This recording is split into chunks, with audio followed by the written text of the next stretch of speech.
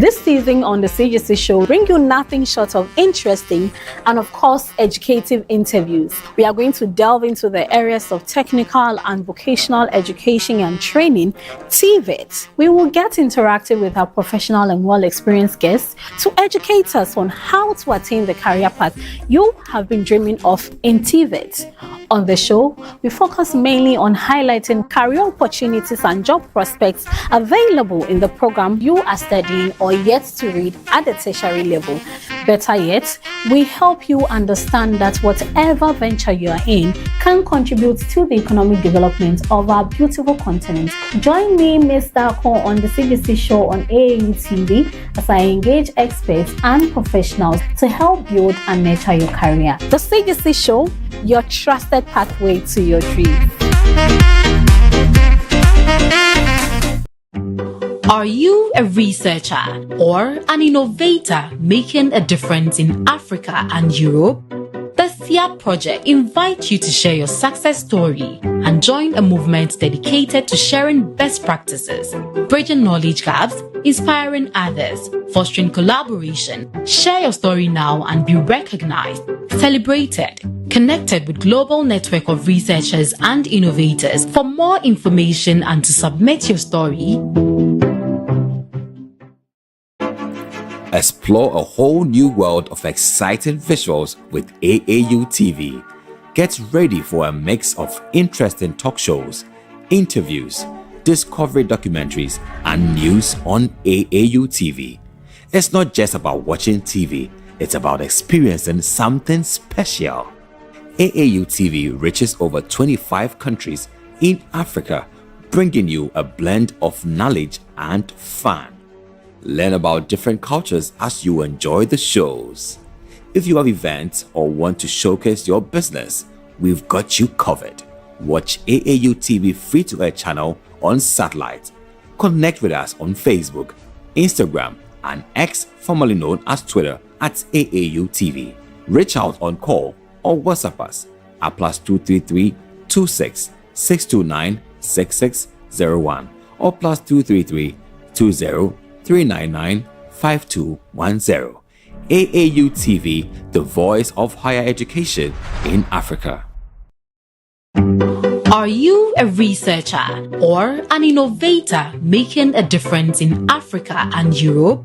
The SIA project invites you to share your success story and join a movement dedicated to sharing best practices, bridging knowledge gaps, inspiring others, fostering collaboration. Share your story now and be recognized, celebrated, connected with global network of researchers and innovators. For more information and to submit your story,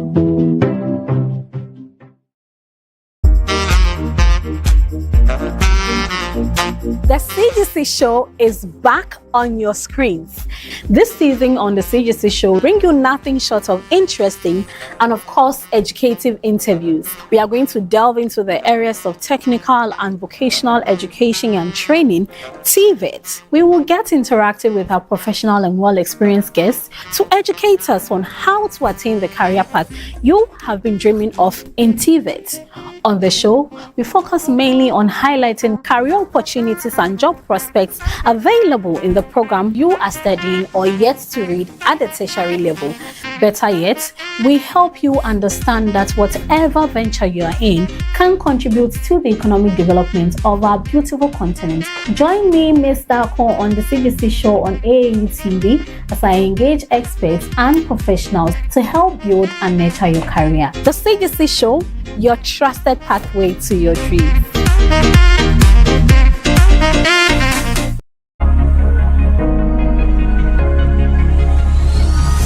Hello Africa, keep watching AAU TV.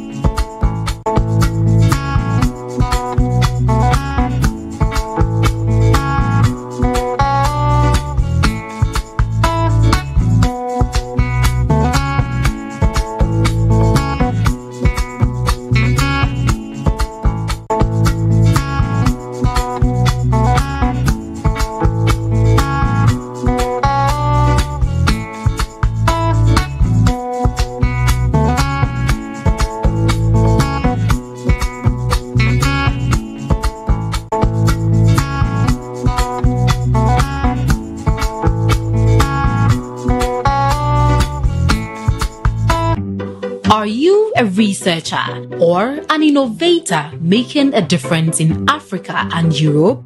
The SIA project invites you to share your success story and join a movement dedicated to sharing best practices, bridging knowledge gaps, inspiring others, fostering collaboration. Share your story now and be recognized, celebrated, connected with global network of researchers and innovators. For more information and to submit your story,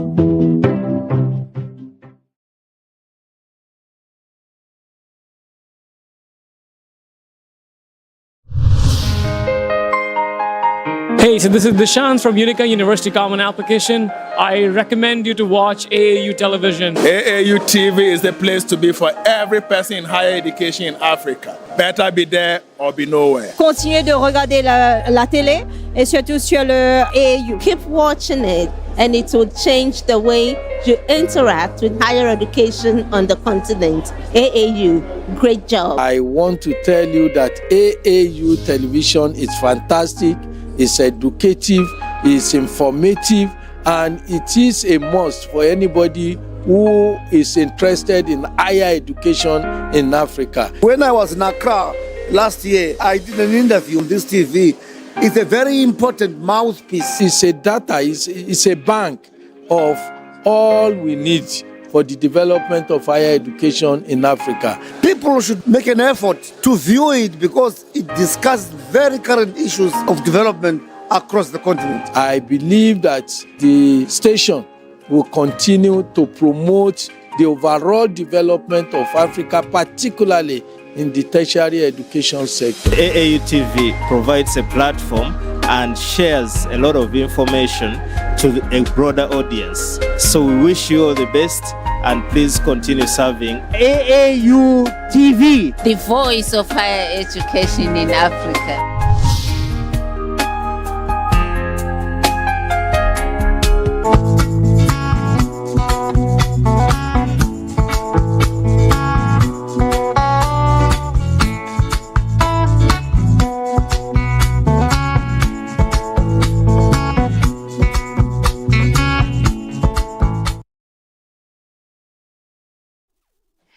Good morning to you from Ghana, wherever you're watching us, and thank you for joining us for today. This is Hello Africa Morning Show, a breakfast magazine show brought to you by the Association of African Universities.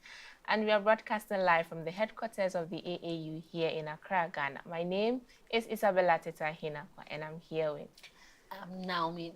Thank you so much for joining us. Don't forget you can also join in the conversation by following us on our social media platforms at Association of African Universities on Facebook and YouTube, AUTV Official on Instagram, and AUTV_universities on X. Right. Naomi, how are you doing? I'm okay. How are you doing? I'm fine as well. Wonderful. Thank you. Yourself too. Thank you. So what do we have for our viewers today? So today we are going to be discussing the various strike actions happening nationwide in Ghana here specifically. You know that the TU is on strike. Senior staff members are also on strike. Yeah. And a lot of institutions have also postponed their reopening dates for the academic year. So we'll be discussing that. And also the buzz on social media now, especially in Ghana, the anti-Galamsey protests ongoing. We'll talk about California's apologies for slavery and the lasting impact on Black Americans. Algeria reinstating visas for Moroccans amid rising tensions. And we'll also bring your way some sports and of course many more, so you don't have to log off. Make sure that you are tuned in all through the show. Right, so stick with us as we go for a quick break. We'll be right back.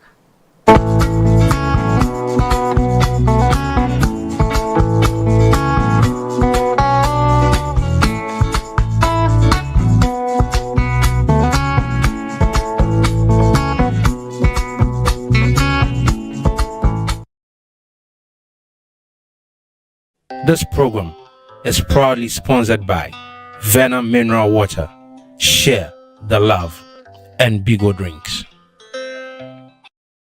Thank you for staying with us. Now to our first story on our top African news stories. Ghana's Teachers and Educational Workers Union, TU, has announced a nationwide strike after the union's unresolved demands for better working conditions. This industrial action comes following previous negotiations and protests that yielded no results. TU is joining forces with the Senior Staff Association of Universities of Ghana and the Federation of Senior Staff Associations of Ghana in the strike.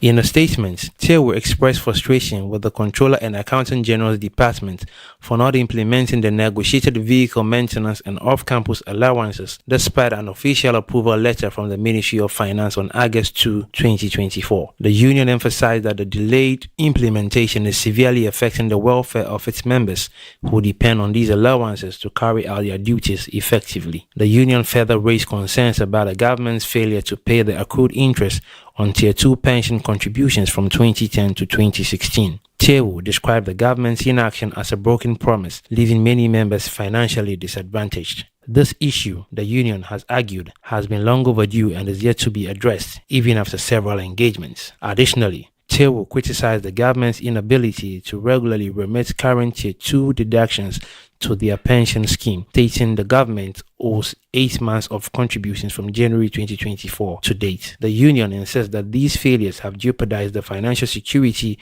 and pension benefits of their members, leaving them no choice but to resort to industrial action.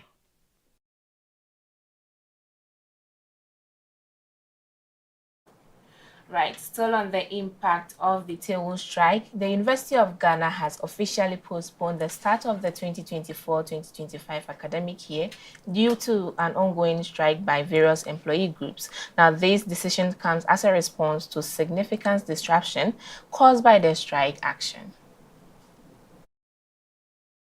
In a statement released by the Registrar's Office on 25th September 2024, the university highlighted the strike had severely hindered preparations for the academic year regional commencement date. Several teacher unions, including the Teachers and Educational Workers Union and the Senior Staff Association of Universities of Ghana, are participating in the indefinite strike, stemming from unresolved disputes with the government regarding conditions of service. While the start of the academic year is delayed, the university confirmed that special programs will continue as scheduled. A new commencement date for the academic year will be announced in the near future as the institution navigates the ongoing challenges posed by the strikes. Right.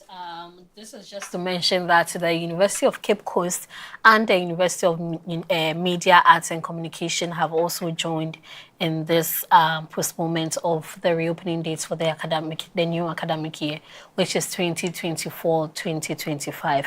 But away from that story, Ghanaians have taken to social media, particularly X, formerly Twitter, to demand the release of protesters arrested during demonstrations against illegal mining known as Galamsey. Trending hashtags like Free the Youth and Reoccupy Jolobi House have dominated online discussions with calls for action from prominent figures and political parties.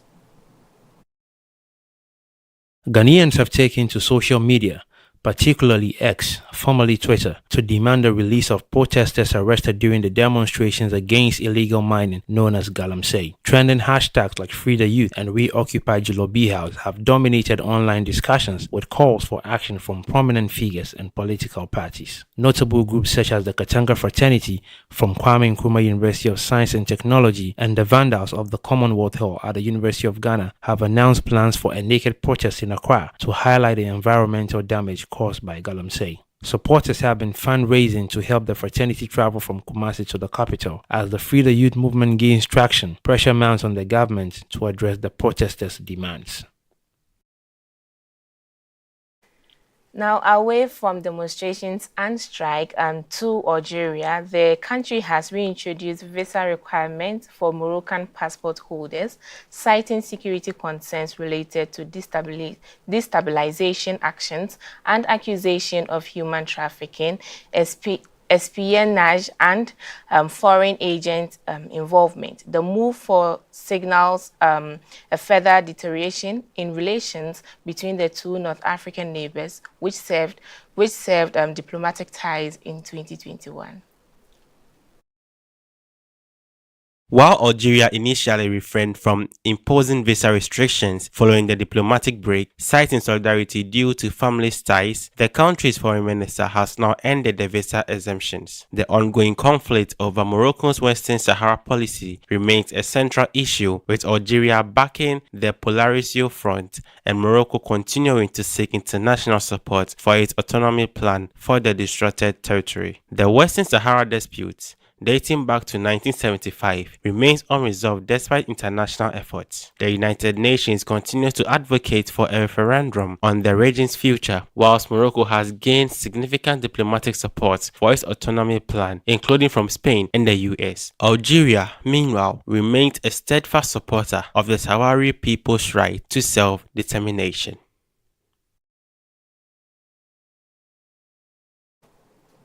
Now, California Governor Gavin Newsom signed a landmark bill on Thursday, formally apologizing for the state's role in slavery and the enduring racial disparities affecting Black Americans. The legislation is part of a broader package of reparations bills aimed at addressing the decades of racial injustice that have impacted African American communities.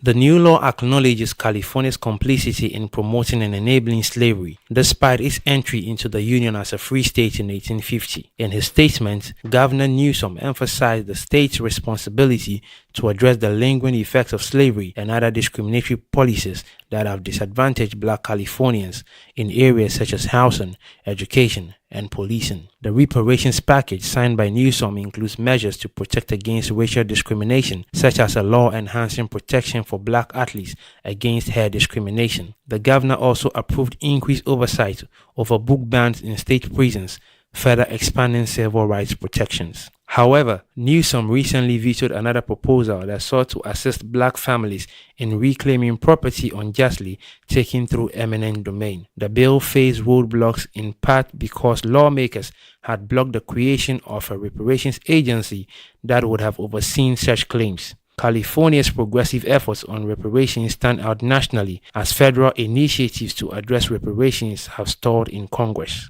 While some advocates were frustrated by the absence of direct payments to African Americans in this year's legislative package, the state has allocated $297.9 billion in its latest budget, including up to $12 million for reparations-related legislation. That is all for our top African news stories today. We'll be back with our news portal review after this break. Don't go anywhere.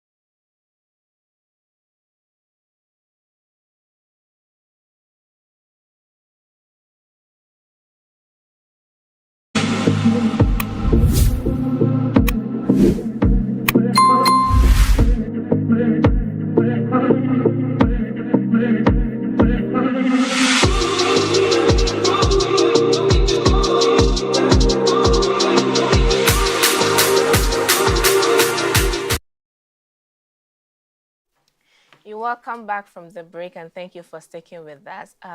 So starting with the news portal reviews, we'll be taking this from the University World News, which the United Nations General Assembly has adopted the Pact for the Future, a landmark declaration designed to unite the world in addressing key challenges such as climate change, inequality, poverty, hunger, conflict, and the rapid growth of artificial intelligence. The two key annexes from the Pact for the Future includes the Global Digital Compact and the Future Generations Declarations, and it aims to regulate AI and prioritize the needs for future generations in policy making. While the pact is a significant step towards sustainable global action, it has drawn criticism from the education and academia stakeholders group for not giving enough attention to education, particularly higher education's role in sustainable development. Now, despite increasing the number of references to education, the pact overlooks the importance of education for sustainable development, ESD, and fails to recognize universities' contributions to breakthroughs in science, technology, and social sciences. Naomi, this is from the United Nations General Assembly, introducing the Pact for Future Declaration. There are some criticisms from the universities and authorities from universities and higher education saying that when they went through the document, they do not see the role of higher education in that, or there's no commitment from the higher education aspect. What would you say? I don't want to say it's such a big field, but obviously it's a field because when you're talking about AI, an industry or a sector that really uses AI is education in general. Exactly. And higher education has been doing or is doing a lot of research in terms of how we can use AI ethically, in terms of how to integrate it even in our curricula. So for a pact to be designed, and then there's no specific outline for higher education's contribution to the realization of the sustainable development in general, then I think it is such a big field. Exactly. And probably that omission could only happen if there was no one or no representative from the higher education sector on the board or whichever committee that was responsible for designing or adopting this pact. And that is where the disparity and the gap we talk about always is highlighted. You know, most times when it comes to policy, like adoption, and even the drafting, or even drafting of policy, mostly they include the relevant stakeholders. Exactly. And most times you do see representatives from the higher education aspect, but the question is who and how knowledgeable or how skillful is a person to impact on that decision or that meeting. And from Charles Hopkins, according to the story, he made mention that it's either the higher education is not performing to its potential, giving it the necessary visibility, or they are doing it, but they are really contributing to policy decisions and all that, but they are not being noticed. So these are some of the challenges or some of the reasons why the role of higher education is not reflected in here. So, but I went ahead to look for the Pact for the Future document. Currently, the original version is not out, but there's this draft out there. Exactly. And looking at it, I think higher education cut across two main points. It looks the first point looks at sustainable development and financing for development. Here is looking at the role of sustainable development as well as financing. And then the second point is international peace and security. Here looking at the role of peace and security and then the armed forces and all that, or the role of peace in the nation or the country, the global region. And now the third one is science, technology and innovation and digital cooperation. Here, I think the role of universities or higher education can be in science, technology, innovation, because when we are talking about knowledge generation, where does it begin from? It's from the schools, it's from universities. When it comes to innovation, where do you get them from? Research. All these higher education plays a role in it. So here, I think higher education should be reflected here to at least notice what they are doing, how impactful they are in science and technology. Then the fourth one is youth and future generations, which Charles actually supports that is going to also bring in the role of higher education here, because there is youth participation when it comes to governance in the higher education. Currently, you see SRC presidents, legislatures, and all that ongoing on campuses. showing the youth participation in development. So here to the we are role saying of higher education, but was it really? No, it was not outlined, it was not outlined, and that is why with your from the research you did, which you said is from John Hopkins, it was stating that it will probably be that we are not really seeing the impact of higher education. We are not really seeing their contribution. Exactly. Or they are actually not being noticed. We need to also find out why they are not either being noticed, or they think that higher education's contribution is not as enormous as they would want it to, they would want to see. So once we've been able to identify the challenges, what implementations, what things can we implement to make sure that these challenges are addressed? And resolved. And like you mentioned, probably maybe there was no a rep from the higher education sector to and sometimes we always say that, especially I am looking at it from the African perspective. Who was there any African from the higher education sector being represented on there? Because I'm sure that once the person is African, they would also see from our perspective how we can contribute. But if there was no cut across representation, it would definitely be a disaster. And that would probably be, this would probably be as a result of that. So these are just questions we would keep asking until we get the results that we need. And so the story is actually calling on higher education leaders to take notice of where they fall short to ensure that their role are being noticed, so that at least their impact will be felt. And when it comes to stating your contribution or the role you play in sustainable development, you should be noted in those documents. And sometimes it's quite sad when we have these types of initiatives or a lot of initiatives that focus on sustainable development. They ignore the role of most times, and even when there are opportunities for science, technology, and innovation, the higher education, the notice for higher education, or the I don't know how, but bringing on board reps from higher education is quite limited. It's quite limited. It is just recently that I've been seeing that they kind of include the reps from all the stakeholders from higher education. But previously it wasn't. I was even going to say that probably visa issues could be part. But I'm also looking at it from the perspective of this person could have contributed virtually, you know, you could set up a Zoom. So this is a global, not even like a continental. Yes, it's not continental. So I'm looking at it from the angle of probably the person needed to commute and then or travel, and due to visa restrictions, he or she wasn't able to. And that's why I'm saying that even that is not enough reason, because once you know that this person's contribution is actually very relevant, you could actually make the person participate via virtually. So but I'm also looking at how open access and open science could help to showcase the African innovations. If we have enough repositories where once you have your research done, you could actually deposit them there for others to see, then definitely these people will see that higher education, especially on the African continent, is doing a lot in terms of these areas that they really, really want to tackle. So that we need to really advocate for open science, open access, and also create platforms that would showcase our innovations, just as is happening in the other on the other continents. I agree with you. But away from that story, a 2-week strike by academic staff across Kenyan public universities has ended, restoring normal operations.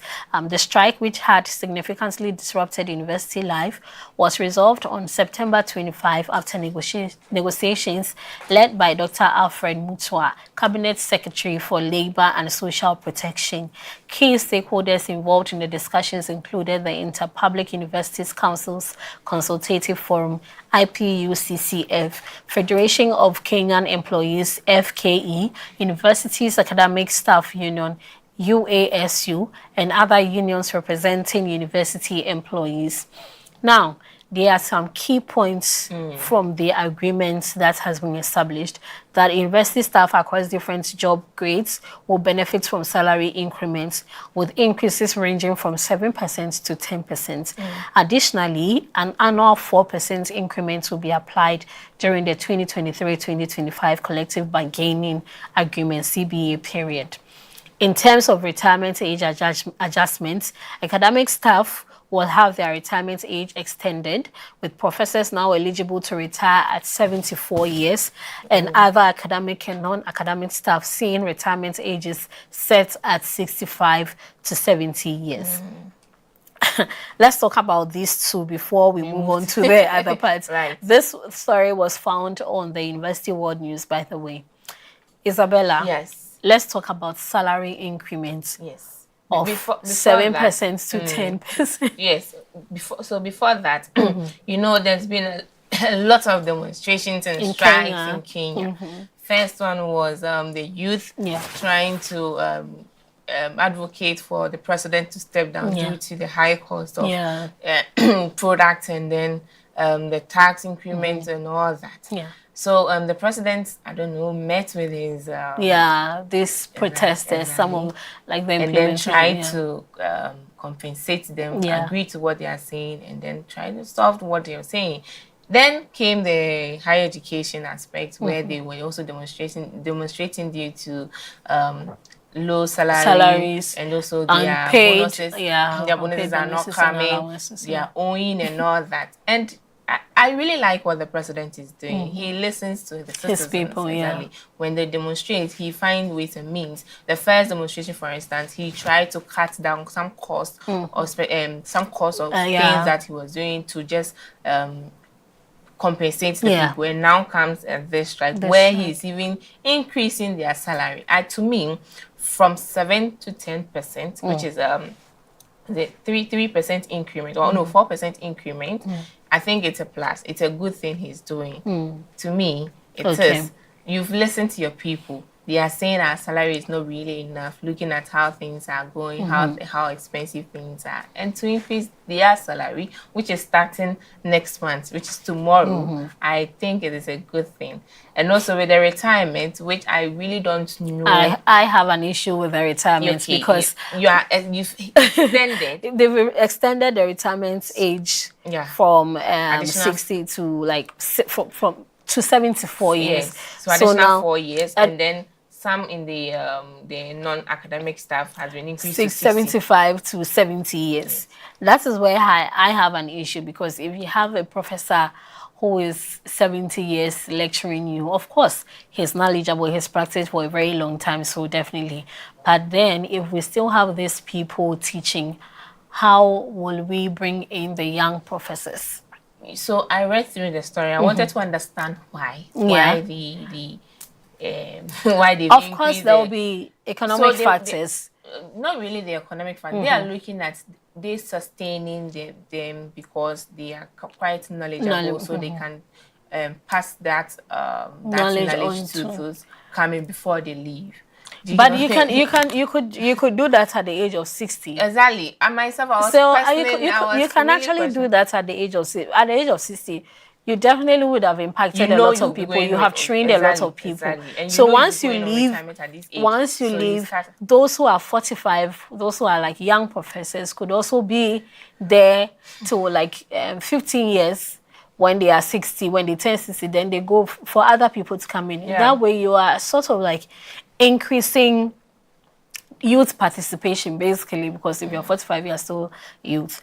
But 74 and still lecturing, I don't think if my daddy is, if my father is 70 years, I would allow him to still be teaching, because he would definitely be old. He would not. Some people are actually quite strong, but still the person would definitely be old. And looking at the number of students we have in our various public universities, if you have one class, you are teaching one class with about over 200 students.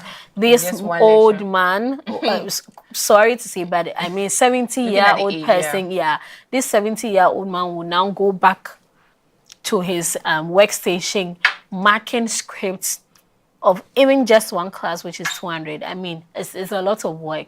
So we really, and as much as it's a good thing, where it would sort of like sustain these lecturers for a very long time. Even the non-academic staff members, they would have some form of like remuneration up until the time that they retire, which is probably 70. I still think that we need to look at whether or not they will still have the strength and capacity to be able to continue the work that they used to do when they were about 50 or 45. Now, there was also a non-retaliation clause, which is a crucial part of the agreement, and that includes a guarantee that staff who participated in the strike will not face retaliation. Of course, there shouldn't be any retaliation because I have the right to voice out my challenges. I have the right to let you know what I'm going through. So obviously, there should be no retaliation. And while immediate issues have been resolved, pending matters like allowances, medical cover, staffing, and financial benefits like car loans and mortgage schemes remain under negotiation. So there's still been some ongoing discussions on these areas. So we hope that something substantial or substantive would come out of these it is one step after the other. You came in with a lot of requests. Lists. Lists, so it's just one step after the That's other. okay. Hopefully, they consider all these challenges as well, because especially with the medical cover, since they are now looking at increasing the retirement age or pushing it further ahead, they should look at the medical condition and then maybe buy the car. Anyways, so moving on to the next story, which is also taken from the University World News and from the Democratic Republic of Congo. The Butembo High Court in the Democratic Republic of the Congo has sentenced 10 students and 1 university staff member to prison for their involvement in violent protests at the Butembo Institute of Building and Public Works. The verdict, delivered on 20th September, holds the convict responsible for assault, battery, and distractions of property during a protest over poor university management. 7 students were sentenced to 30 months in prison, while 3 others received 18-month terms of maliciously destroying the homes of university officials. Also, a university staff member was handed a 12-month prison sentence with 6 months suspended for failing to prevent the protest. The court also ordered the 11 defendants to pay $50,000 in damages. The defense plans to appeal, but local civil society groups welcome the judgment as an exemplary sanction aimed at curbing future violence on campuses. University protests in the DRC are frequent, but this is the first time in years that such action have led to arrest.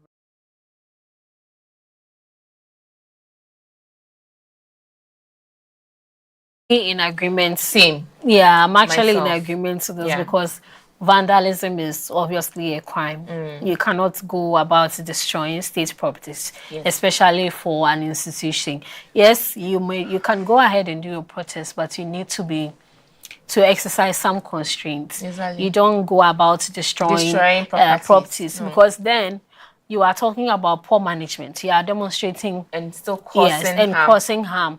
How do you want them to resolve or rebuild all of these? Destroy. I mean, so it's good. It's good. It will serve as a deterrent to other people because you can protest, but it has to be in a peaceful way. You don't just go about destroying states. Someone listening may say this is a strategy to prevent people from demonstrating. No, they are not preventing, just like you made mention. They are not preventing you from, or they are not stopping you from protesting. But then it should be peaceful. Do not destroy or harm any other person. Because aside you being this issue or this being sentenced to go to prison is not actually looking at they demonstrating, but they destroying someone, because I can see you for that. You can go on and imagine me passing by, you are demonstrating and then you slap me. I can see you for that. Yeah, exactly. So for assault. And that is actually what happened during the Stop Galamsey protests. So we will go into that story later. Later in the So, like I said, I really agree to this. Yeah. So the story is saying this is the first time students or protesters are being jailed, or even it's going to the court for proceedings. This is the first time, and it's going to serve as a deterrent, to the others. Next time when you're going out to demonstrate, you take caution and make it peaceful. Okay, away from that story and still on our news portal review, this story is coming from the BBC, and it says that 2 senior Nigerian prison officials have been suspended amid bribery allegations involving controversial transgender celebrity Bobrisky. The suspensions follow claims that anti-corruption officials were bribed to drop money laundering charges against the influencer, who has denied the allegations. The allegations surfaced after social media influencer Martins Oche, known as Very Dark Man, suggested that Bobrisky paid $9,000 to have charges dropped. Bobrisky, whose real name is Idris Okuneye, served a 6-month prison sentence for abusing the local currency naira, but the money laundering charges were dismissed. Nigeria's Correctional Service and the Economic and Financial Crime Commission, EFCC, have launched investigations into the bribery claims. Bobrisky, with nearly 5 million Instagram followers, has called the allegations false and insists she served her sentence in full. Nigeria is also ranked 145 out of 150 countries in Transparency International's Corruption Perceptions Index, and continues to face significant issues of bribery within government institutions. Now, Isabella, I have been following this story the whole of last week, and it's actually very interesting to know that this has actually even come up. Because this person was arrested, we all know Bobrisky, she was arrested for naira mutilation, and then she was jailed. But there's the allegation that she actually did not even serve her term is very worrying to me, because it means that, you know, there's this thing where, especially in Nigeria, that once you have the money, you can escape. Exactly. You can escape. Even if you commit any crime, once you have the money to influence. Very Dark Man makes a lot of allegations. He makes a lot of assertions on social media. But the way he was very confident about this particular issue, he's mentioned quite a number of names. Falz, the bad boy, was in, Falz's dad, and then the sister, claiming that they actually also helped Bobrisky to get a place to stay. No, but he was also part. Very Dark Man was not part. No, okay, well, according to what I heard, so he actually helped Bobrisky when it comes to... So Bobrisky reached out to him exactly, to help. Yes, to get a place to stay. For the terms, and right? Yes. So he's also part. He's also part. So all this came out because Bobrisky has failed to pay the amount she promised to pay, right? Yes. So if imagine if Bobrisky had paid, this wouldn't have. So if Bobrisky had paid, this wouldn't come out. Yes. Right. So you quietly didn't serve your sentence, which is very bad, very, very bad, because if someone commits a crime and has been sentenced to jail or to pay for that, the person should do it. It's served as the consequences for what you are doing. But if I have money and because of my money, I can go somewhere and be chilling, taking pictures. Look at the party. I mean, you can do party, but nothing showed. Yeah, she actually went to prison. Bobrisky went to prison. So that is where that I am beginning to believe that he actually did not serve his sentence. Because when Bobrisky came out, I was actually expecting to see that. Obviously, we all know how prisons are. Lifestyle, yes, we all know how it is there. And I was expecting to see Bobrisky looking a certain type of way. In fact, grown a bit fat, looking very glowing and all that. But when he came out, he was even in, how do we call it? Was it a Jeep or so? And it was a very big thing. I don't know if I should say he or she, but he looked quite, let me just say they, because I don't know what pronoun to use for him. So yeah, I'll So just say Bobrisky. Yeah. So Bobrisky looked. He didn't. Bobrisky didn't look as though they went to prison or they served their jail time. Let's take this serious. It's sad, especially when it comes to corruption in Nigeria. And I like the fact that they've actually acted on this immediately, because the story says that some prison officials have been suspended. So meaning that these people were in connection to this issue. And the fact that Bobrisky is out denying all these, saying that even the voice were AI generated. How? Who? Okay, fine. If it is not true, sue. She has actually. So let's see how far So we are waiting. She sued him, and of course we have Falz, the singer, the musician, and Falz is a lawyer, and Falz's dad is also a lawyer. Falz's sister is also a lawyer. So a family of lawyers. And Bobrisky has sued Very Dark Man. So we are looking at. We are waiting to see whether or not Very Dark Man will lose this case.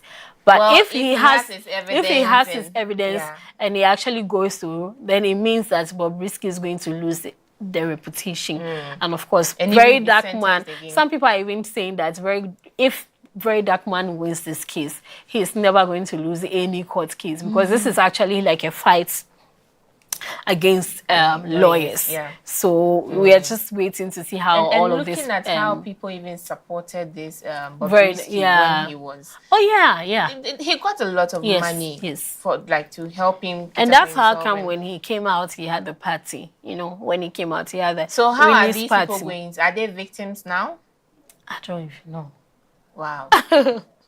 Interesting. Well, we are looking forward to see how this story goes, and we'll bring you more updates on that. Now, moving on to back to Ghana, especially the anti-Galamsey strike. Oliver Baka-Vomayo, a key organizer of the recent anti-illegal mining protest in Ghana, has been denied bail alongside 11 others, despite being seriously ill. Vomayo, a Cambridge-educated activist, faces charges including unlawful assembly and assault on a public officer. Now, the activist led a 3-day protest against illegal mining, or Galamsey, which has severely polluted 60% of Ghana's water sources. If unchecked, analysts warn the country may have to import water by 2030. During the protest in Accra, clashes with police led to over 50 arrests. The protesters, organized under the group Democracy Hub, are accused of obstructing traffic and dismantling police barriers. Opposition leader John Mahama has condemned the police handling of the protest, calling it a violation of citizens' rights. With Ghana being the top gold producer in Africa, illegal mining remains a significant issue despite President Nana Akufo-Addo's efforts to combat it. The country is set to elect a new president on 7th December as Akufo-Addo steps down after 2 terms. Now, this story is from the BBC.com. Naomi, still on strikes. So, and then, people being arrested. Yeah, I've been following this story keenly as well, and it's sad to see that Oliver Baka-Vomayo, who is not well or unwell, has still been denied bail. But he's not the only one who has been denied bail. A lot of people there, about over 50 people were denied bail. Ama Governor was there as well. And I understand that this Galamsey is affecting us. It is affecting us. I've seen videos of people opening their taps and then the water coming out very unclean. So it's actually very concerning, especially when analysts have mentioned that if this is not addressed properly, you're going to import water. Would end up importing water. I saw a video where one lady was talking about 2 different water bottles, like bottled water, let me just say, because there was one that was imported and she said the price was about 13 cedis. And there was also the locally made one, which she got it from the mall for 1 cedi, 20-something pesos. And she was just telling Ghanaians, she was just mentioning to Ghanaians the severity of the issue, that if we do not stop this Galamsey, if we don't go ahead to protest for Galamsey to be stopped, we will end up buying 13 cities water. And we Ghanaians should ask ourselves if we can afford that, because we all know the minimum wage now, and we all know how the country's economic state is currently. So it's very concerning. It's very concerning. But there are so many key points to look at in this story. Now, these protesters went to protest against Galamsey. But I have seen videos where some of these protesters were literally destroying people's cars, sort of like hitting the cars, telling them not to move. But that is where we said they were causing traffic. And they were giving specific areas to demonstrate. They were told not to demonstrate in front of the 37 military hospital. This is a major hospital in the country. Now you have blocked the road. You blocked the road, not allowing people, even ambulances, to go into the hospitals. Imagine your mother or your relative or a family member in the ambulance being rushed to the hospital. They get there only for them to see that the road is blocked, because you are actually protesting for a good thing, which is stop the Galamsey. It still doesn't make sense. And that is just like the story we read earlier about the, how do you call it, the students DRC, the students in DRC. At the end of the day, you are fighting for a good cause. But what are the things you do? The things you do, you need to actually watch it. Because there was also another video I saw where one man was like, he was questioning one of the protesters, asking whether he would be okay if his family member was in the bus, in the ambulance, being rushed to the hospital, and then they get there and it's blocked. And the man was like, he made a statement that we are many in Ghana here, so what if some people die? If some people die, what will happen? And that is a very ruthless statement to make, because at the end of the day, you are protesting for, you are protesting against Galamsey, which obviously can kill people because of the materials, and then the, how do we call it, the minerals and all those things in the water, polluting the water bodies. And now you are asking, we are protesting so that people do not die as a result of Galamsey. You are now saying that if people die here in the course of the protest, what would happen? Because we are actually many. Myself, I was surprised when I saw the news that Oliver is actually not well, because I saw a video of him so strong, destroying the police barriers, even took out the police. That video was it was actually very hilarious to me, because why would you go a police property, go take out the keys and throw it away? And that video was actually very funny to me. Saying you are not guilty for all the accusations being leveled against him. No, I really don't. And just like you made mention, there are lots of ways to demonstrate. Well, fine. You know where all these mining areas are. Why don't you go there, stop the mining? Someone was even asking whether they mine in Accra here. So they should go to the mining sites. So just recently, the GJA Awards that just ended, a journalist went on stage with a placard. Yes, that is a form of demonstrating. Without people know. He didn't even utter a word. I think he had his mouth covered. Exactly. He didn't even utter a word. I just saw a video of an artist going to the site and then drawing some of the effects of how we can see the chemicals in the water. That is also another way of demonstrating. But to block a whole emergency property, like where people go to hospital, seek health, and no, please. And most of the time, you need to seek approval from the police to go ahead to demonstrate. You were giving approval, but it was stated clearly. I saw that where you should, these are the areas or these are the places you can demonstrate. Don't go beyond these areas. Once you do that, you have committed a crime, because the police told you to operate in a specific confines, and then now you are going out of those areas to do. It means you just want to break the law, Exactly. and you don't have to do that in the course of your protest. Yeah, and just let's look at how we sometimes politicalize some of these things. So we have a statement from John, the opposition leader, John Mahama, who is not in support of the police arresting and remanding them for 2 weeks. Yes. So I really don't want to say this, but imagine if he was in power now, and this is going on. Is he expecting the opposition leader to say he's not? Because I'm not sure the police arrested them for demonstrating. No, they committed a crime. Yes. So you have to pay. Go through it. You have to pay for it. And we all know the government or the president had tried when he came on power. This was his first, as part of his priority to make sure that it ceases, the illegal mining ceases. But before you even proceed from there, that is where I also have an issue, because there were statistics. I do not have my, I should have gotten that, but there's a report that is telling us that over 2,000 licenses, mining licenses, have been issued to people between 2022 and 2024.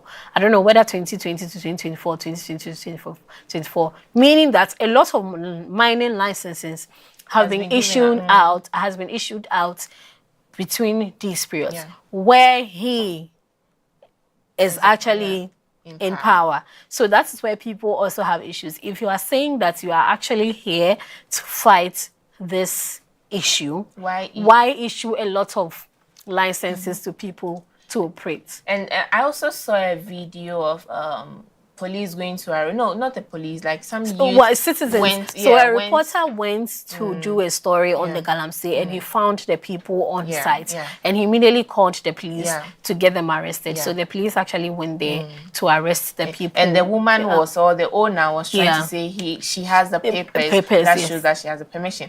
Well, so this is how I see it. I don't think should you have the legal documents that has given you the go ahead to mine. Obviously, yes, we can mine; it's part of our resources. But here the challenge is, or what we are saying is, how are you doing it, and make sure it doesn't impact on other environmental resources. Like, go ahead, fine, do it in the right way, but make sure you do not impact. Now look at our water resource. It's very bad. So it's not. So we also, I don't know what goes into acquiring the license. They break down buildings, deforestation and all that just to get to and they mine in the water bodies. That is where the issue is. They go to the forest to even mine. So our rivers, our natural resources are now being... We still need to fight this. We do. But in a peaceful way. We all have to. So today I saw a statement from the organizers of the Julobi, the demonstration, calling citizens, saying that this is not a political issue, this is not MPP supporting or NDC supporting or whoever is behind it, but they are calling on all citizens to come together and demonstrate. So I learned some universities are also going to Katanga Hall. They are also, which is started I think 3rd October. 3rd October. So we all have to come together and fight. No, because importing water 2030. If you don't have the money, how are you going to survive? And here lies the case. Food vendors are cooking, especially those in the village or nearby the mining areas are cooking with this same water. You end up, you see currently, when you look at mortality rate, is going high. Even the deformities in it's increasing. Yeah, it's increasing because of this. Minerals we really need to, and to the president, and then we will be voting very soon.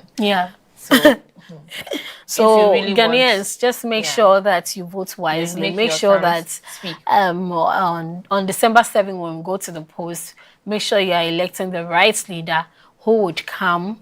If this issue is not resolved now, we will vote for the right leader who would come in to resolve all of these issues for us, because we cannot afford to import water into the country to use.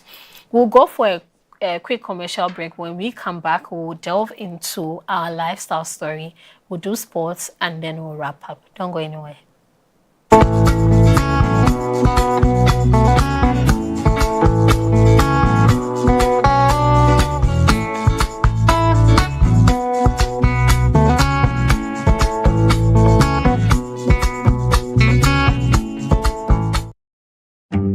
Are you a researcher or an innovator making a difference in Africa and Europe? The SIA project invites you to share your success story and join a movement dedicated to sharing best practices, bridging knowledge gaps, inspiring others, fostering collaboration. Share your story now and be recognized, celebrated, connected with global network of researchers and innovators. For more information and to submit your story,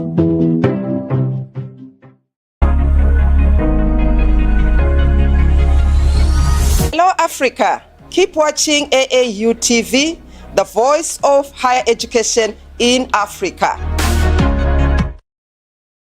This program is proudly sponsored by Venom Mineral Water, Share the Love, and Bigo Drinks.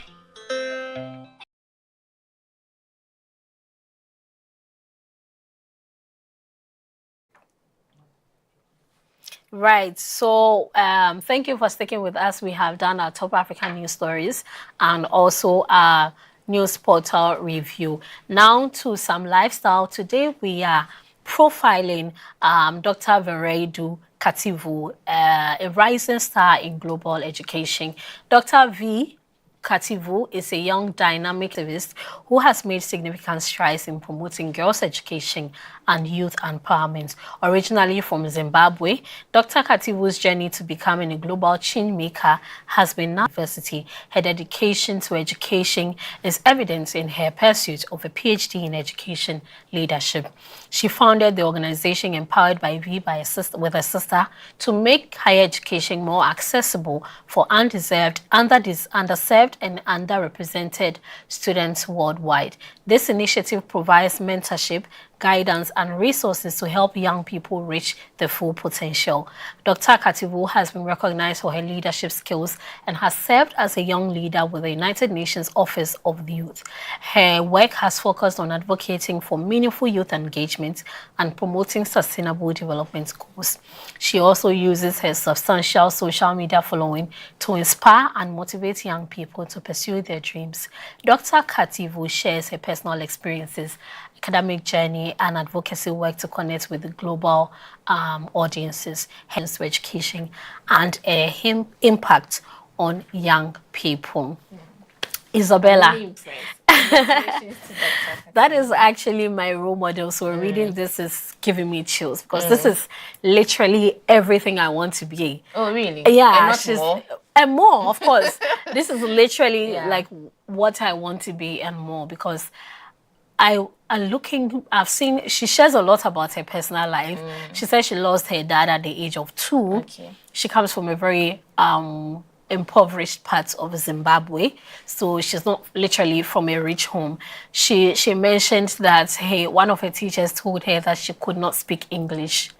So she's been able to overcome all of these challenges. Just to and show now that she actually delivered a speech during the United Nations General Assembly, which was held last week at the summit, Summit of the Future. Yeah.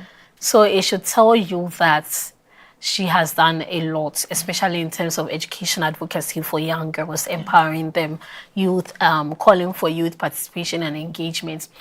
Her speech was actually very profound during the United Nations General Assembly. She questioned or queried, and she always says it's quite uncomfortable for her because she works for the United Nations. So to bash her own institution is actually sort of like challenging, but she always does it regardless. And she mentioned that it's so hard to see. She finds it very strange that we are always calling for youth participation and all of that, but you really do not see these people being called to be part of various committees in terms of policy framing and adoption or even implementation. And we all know that for the Sustainable Development Goals, we have just about 6 years. But we have not realized up to about 11% of it, which is quite a challenge. And she believes that so many youth or young people have come up with development agencies and institutions trying to support the realization of these sustainable development goals. And so if we are coming up with policies, we are developing so many strategies, and we do not involve or engage the youth, then there's a gap. How then will we see their contributions? So we keep saying youth participation, youth involvement, involving the youth in always, like, almost everything and everything and everything. So I like that you made mention this. When you were reading, this is what I picked from the story. You know, she started from somewhere, and then moved on till she developed, and now she's being under the doctorate. That is how it is. When you see the potential, we the youth, majority of us, we have the potential. Yes, we have the vision. We know what we want. We want to help the continent. We want to help the global world, but how to be involved. Even the first step, even the authorities or your supervisors or your leaders trusting in you to give you the opportunity for you to make a step or to even prove what you are capable of doing. It's not there. Imagine if she was not given that opportunity at the first time. You made mention she was involved in the United Nations of the Office of the Youth. She undertook, or she was a youth leader, and then she started using the social media before the academic excellence, having and all her own that, empowered and by exactly. It is one step at a time. Give them, let them show their capabilities. Yes, we have the potential. Yes, we do. I am saying this because I am very, very into it, and I have my potential. So please give me the opportunity. Yes, just give them, trust in them, and you shouldn't question when they make mistakes. No, mistakes are bound to happen, so you learn from it. Let them make the mistakes, guide them, and don't just, okay, you see what you've done, I gave you the opportunity and you've made a mistake, so that is it. No, show them, let them build on that mistake. That is how they are going to learn from it. But youth participation, always youth participation, and then it's an abstract thing. We don't really see the practicality. It really does not happen. Just a few percentage, just a few percentage, which is very sad, and I'm really happy. So I'm just hoping that they are going to give the opportunities to the youth. Just try us, and you'll be marveled. You'll be surprised with a lot of things we are capable of doing. Dr. V's story should tell African leaders and everyone that the youth actually do have potential, and we have a lot to offer to the realization of whatever goals, whatever vision that we have for our various continents, our various countries, and even the world at large. And she's just 26 years old. 26 And she's already doing her PhD. She's done with her first year, and she's in her second year now. Wow. Yeah. That's impressive. She's doing a lot. Really motivated. She is. Optimistic too. So once the opportunities, but I also think that I am not saying that maybe Africa, we do not have the capacity, but I believe that she had the various resources to grow when she traveled out of her country, because she did her undergraduate studies outside her country in the UK. She also did. It can also happen here if the opportunities or the resources are there. Yes, available. That's why I'm saying I cannot tell how her life would have been if she had stayed in Africa, because at the end of the day, it's about, yes, she may have the potential, but what resources are there to support you to move forward. So these are things we should look at. We could look at the gaps that would, the things that would have restricted her in her home country or even her continent, and the opportunities which were provided to her when she traveled out of her country.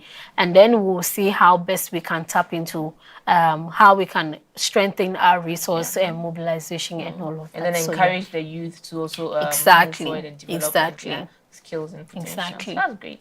Right, so we'll go for a quick break. When we come back, we shall delve into the world of sport. Please stay tuned. The CGC show is back on your screens. This season on the CGC show bring you nothing short of interesting and of course educative interviews. We are going to delve into the areas of technical and vocational education and training, TVET. We will get interactive with our professional and well-experienced guests to educate us on how to attain the career path you have been dreaming of in TVET. On the show, we focus mainly on highlighting career opportunities and job prospects available in the program you are studying or yet to read at the tertiary level. Better yet, we help you understand that whatever venture you are in can contribute to the economic development of our beautiful continent. Join me, Mr. Akon, on the CGC show on AAU TV as I engage experts and professionals to help build and nurture your career. The CGC show, your trusted pathway to your dreams. Are you a researcher or an innovator making a difference in Africa and Europe? The SIA project invites you to share your success story and join a movement dedicated to sharing best practices, bridging knowledge gaps, inspiring others, fostering collaboration. Share your story now and be recognized, celebrated, connected with global network of researchers and innovators. For more information and to submit your story,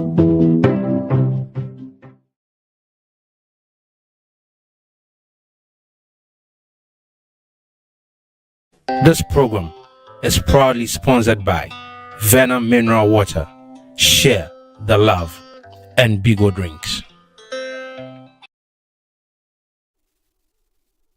Thank you for sticking with us. It still is Hello Africa Morning Show on AAU TV. We have done our lifestyle segment and we are going to delve into the world of sports.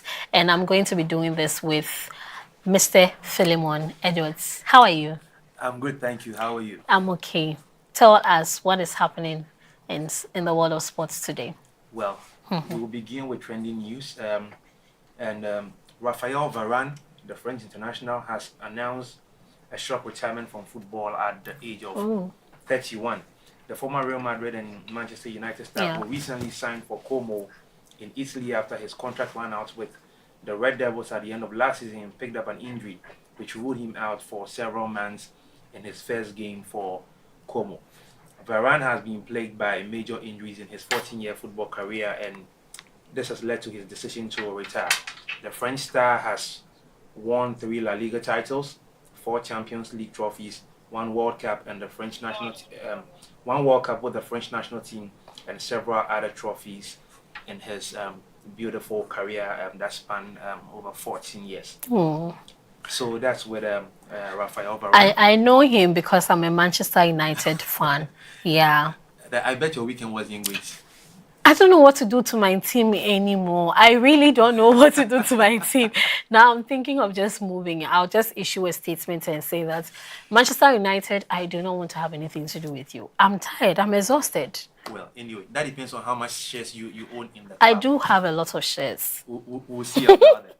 Next to the next story. And Wojciech Szczesny, the Polish goalkeeper, who also recently announced his retirement from football, is coming back out of retirement, and the reason is because Barcelona have lost their goalkeeper who's also injured, and he's going to be out of the season for basically almost out of the season for the entire season. So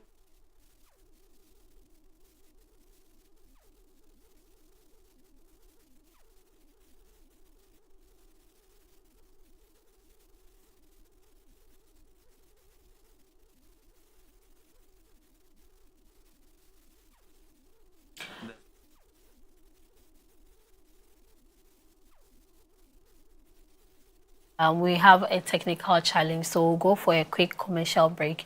We'll be right back.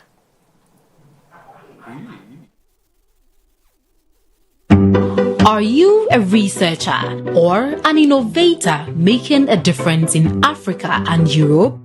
The SIA project invites you to share your success story and join a movement dedicated to sharing best practices, bridging knowledge gaps, inspiring others, fostering collaboration. Share your story now and be recognized, celebrated, connected with global network of researchers and innovators. For more information and to submit your story, Explore a whole new world of exciting visuals with AAU TV. Get ready for a mix of interesting talk shows, interviews, discovery documentaries, and news on AAU TV. It's not just about watching TV, it's about experiencing something special. AAU TV reaches over 25 countries in Africa bringing you a blend of knowledge and fun. Learn about different cultures as you enjoy the shows. If you have events or want to showcase your business, we've got you covered. Watch AAU TV free-to-air channel on satellite. Connect with us on Facebook, Instagram, and X, formerly known as Twitter, at AAU TV. Reach out on call or WhatsApp us at +233 26 629 6601 or +233 20 399 5210. AAU TV, the voice of higher education in Africa.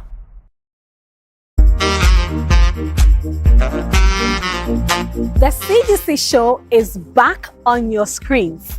This season on the CGC show bring you nothing short of interesting and of course educative interviews. We are going to delve into the areas of technical and vocational education and training, TVET. We will get interactive with our professional and well-experienced guests to educate us on how to attain the career path you have been dreaming of in TVET. On the show, we focus mainly on highlighting career opportunities and job prospects available in the program you are studying or yet to read at the tertiary level. Better yet, we help you understand that whatever venture you are in can contribute to the economic development of our beautiful continent. Join me, Mr. Ako, on the CGC show on AAU TV as I engage experts and professionals to help build and nurture your career. The CGC show, your trusted pathway to your dreams.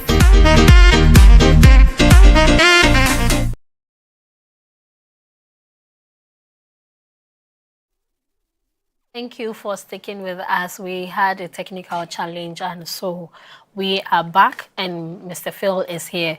Phil, your submissions. Right, so we'll take it from the top again. In the trending news, Raphael Varane retires from football.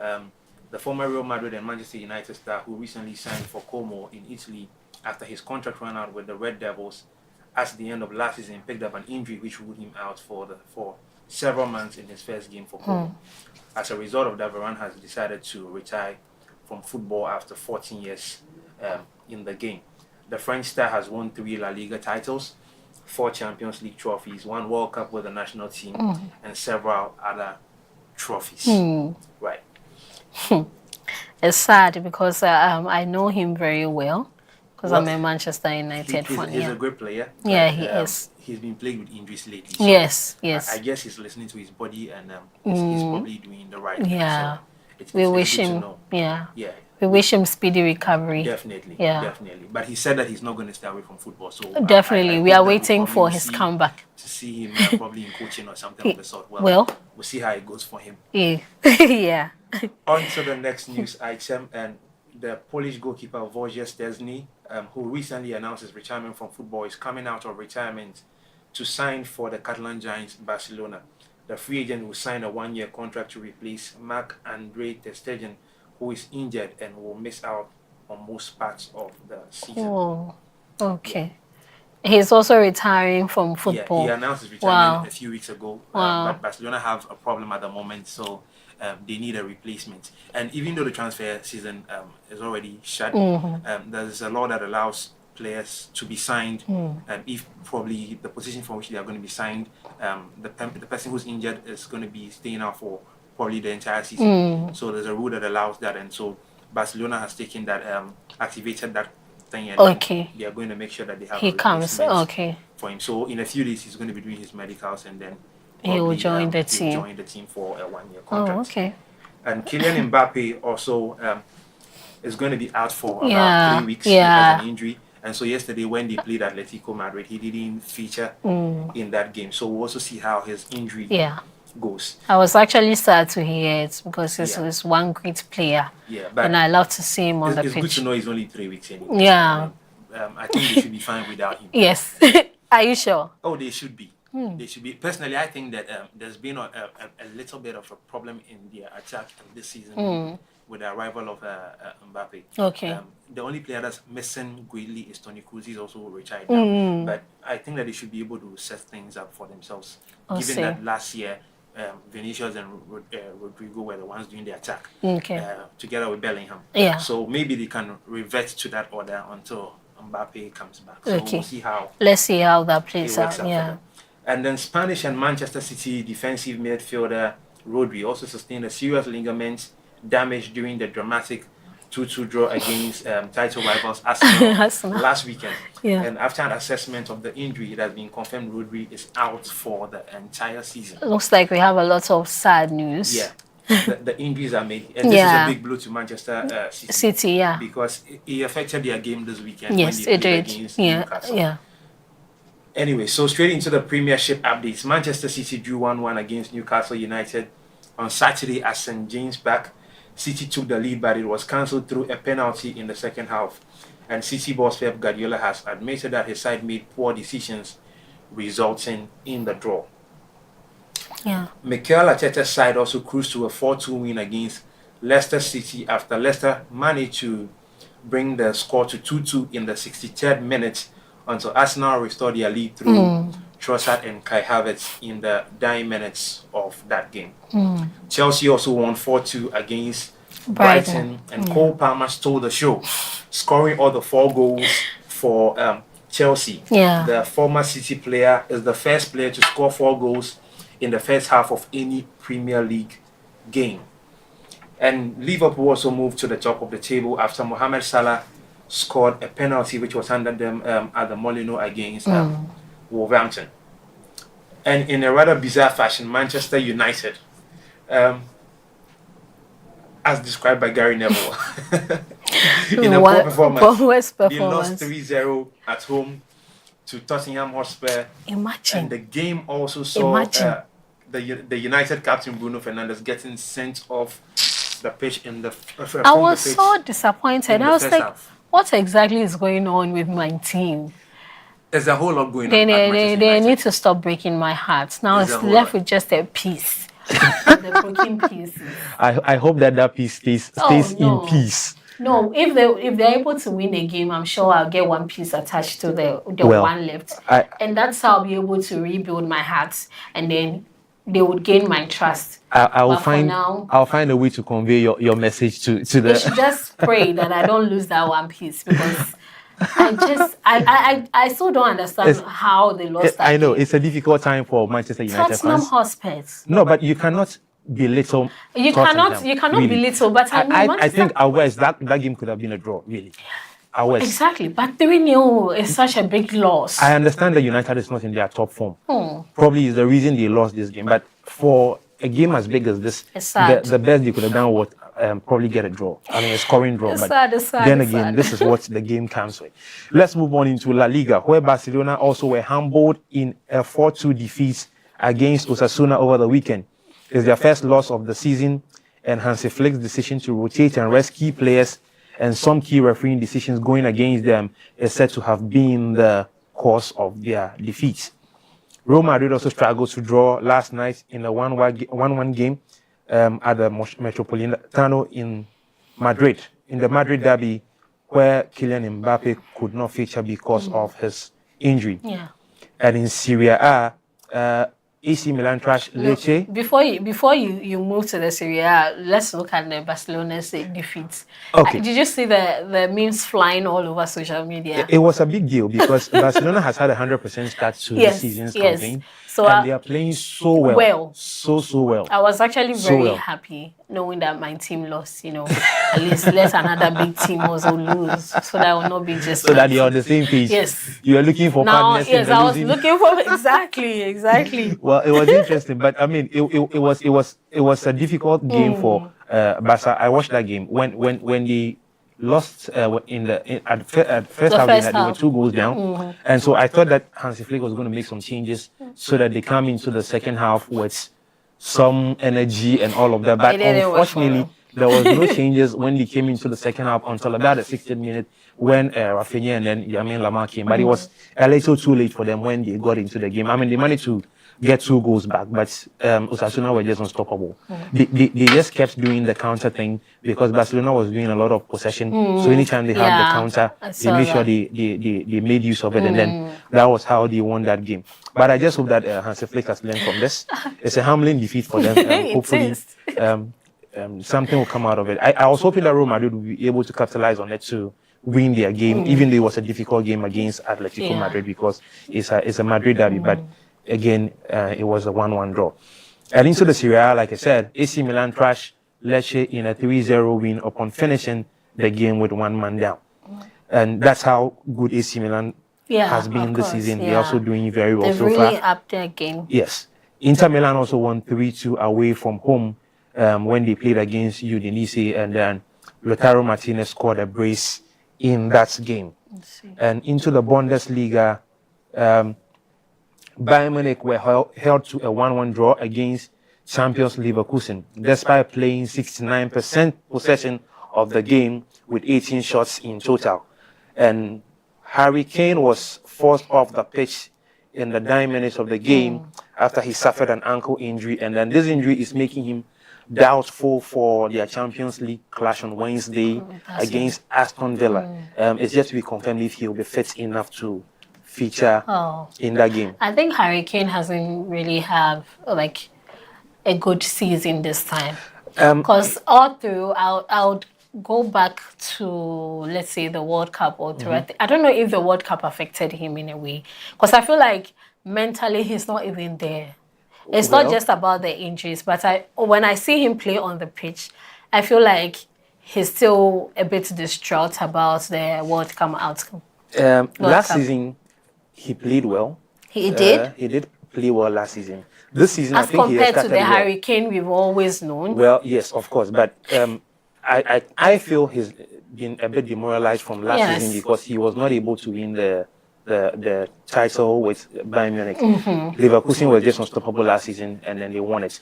And they brought a 10-year streak, winning streak for Bayern Munich to a halt. Everybody was expecting that he could have won the league with Bayern Munich. And he's a great player, but he's not won any single trophy in his career. And he's 31 years now, so he's reaching that point where he probably is desperate for a trophy in his career. Yes. So probably he's not found himself away from that issue from last season, but I think he started this season better, if you ask me, and he's warming up to it. But this injury is what we don't know if it will slow him down or not, but we'll see how it goes, because he's doing very well. I wish he would be able to play in the Champions League, because last week I think he scored 3 or 4 goals in the, when they played in the first Champions League game. So he should be able to bounce back, hopefully, and then find his level and probably help Bayern Munich get back into the title winning position for this season.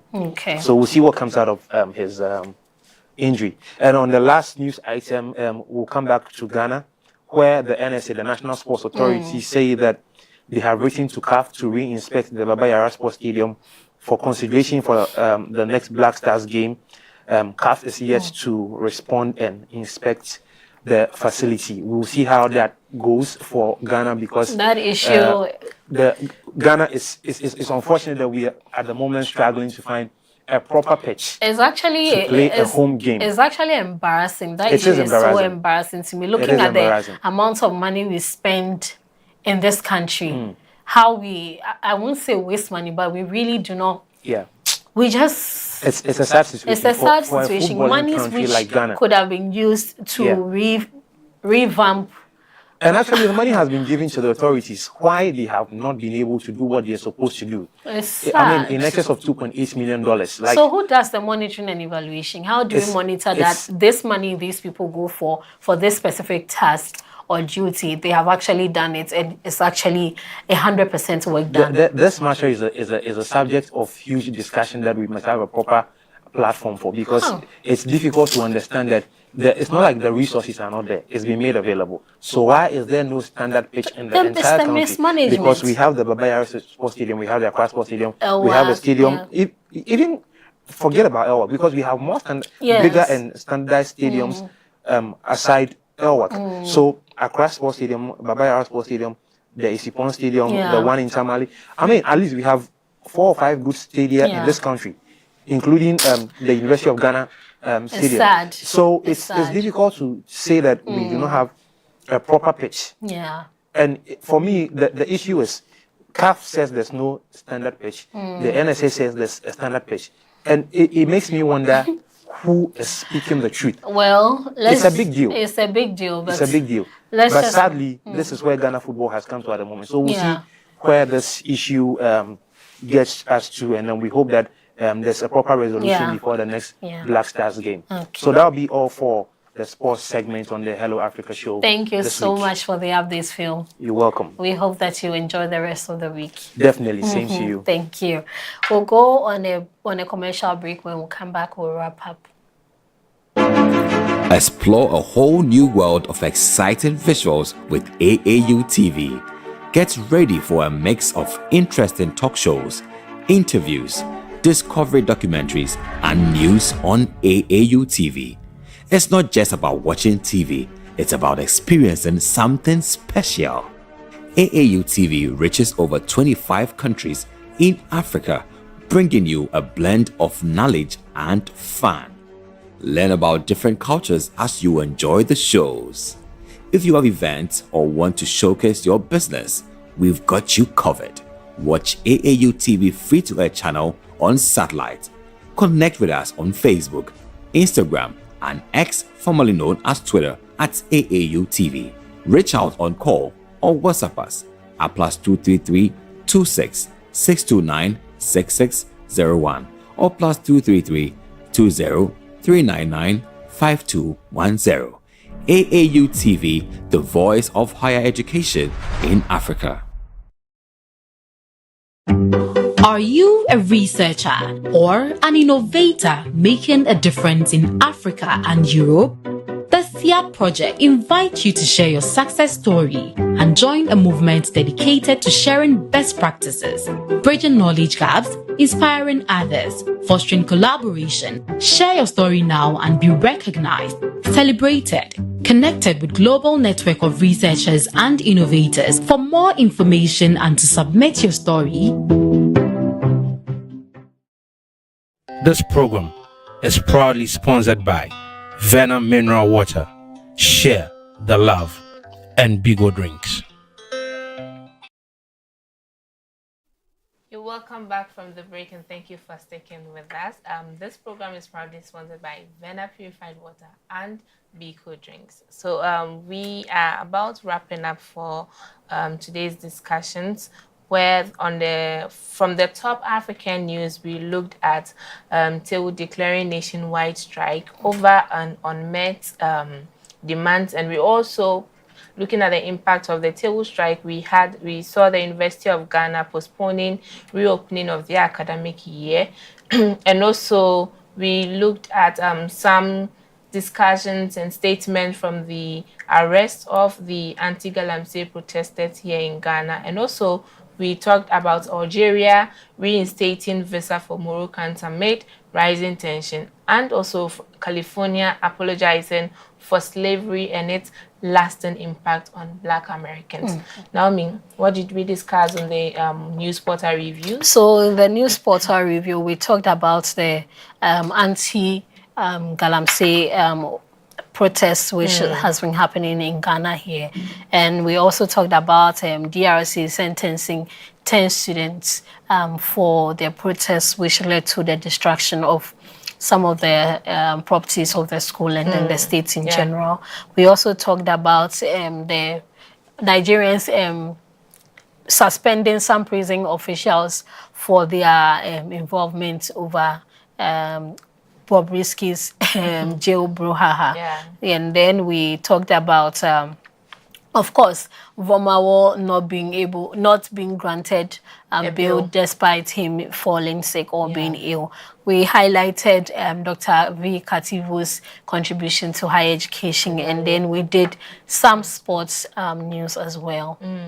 Right. So before we end, this is just a message from me to all Ghanaians that we should come together and fight against Galamsey, looking at the impact and what analysts are saying, and to other countries still in ongoing demonstrations and strikes and all that.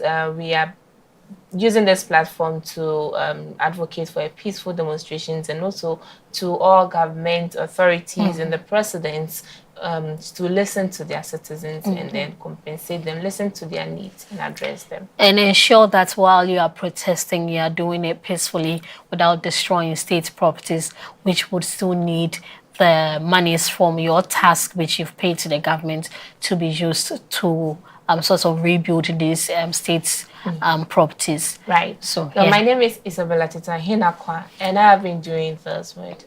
I am Naomi Dako, and you don't forget you can still catch some more updates on our social media platforms at Association of African Universities on Facebook and YouTube, AATV Official on Instagram, and AATV_ Universities on X. And before we go, don't forget November is just around the corner. We have African Universities Week coming up from the 11th to the 15th of November. Yeah.